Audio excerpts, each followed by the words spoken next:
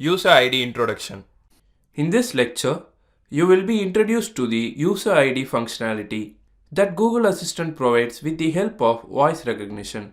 Now, in my house, everyone has a bike, and if everyone saves their key position, it will become a whole lot of mess in our database.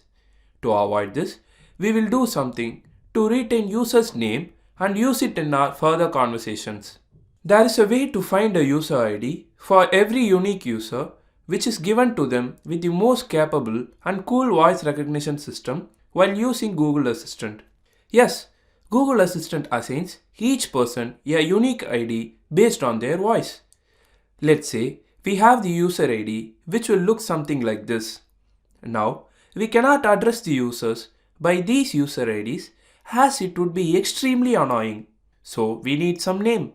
But to access the user ID, we don't need to take any permission from the user, whereas to get their names, we will have to ask for permissions. You might think for asking for the name itself, but the problem is the NLP, natural language processing, doesn't interpret names well. It will mostly try to choose the closest possible meaningful words when the name is new.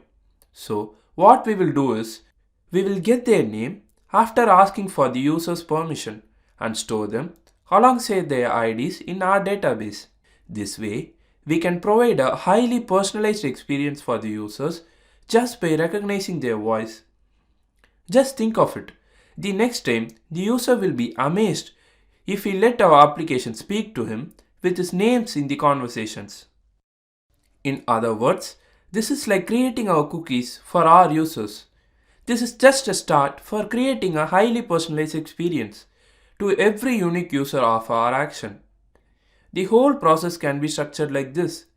User A comes and starts the conversation, and you get his name with his ID and any other details and save it in our database.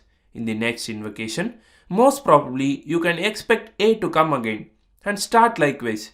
If not, then we will have a different ID, and this time you will get the details of B, and the next invocation you can address the user B if the B's IDs comes up. Summary.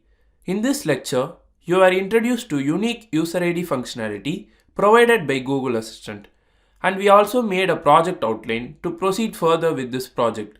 In the next lecture, you will learn how to obtain the user ID and his or her name by asking for permissions and then check it's working.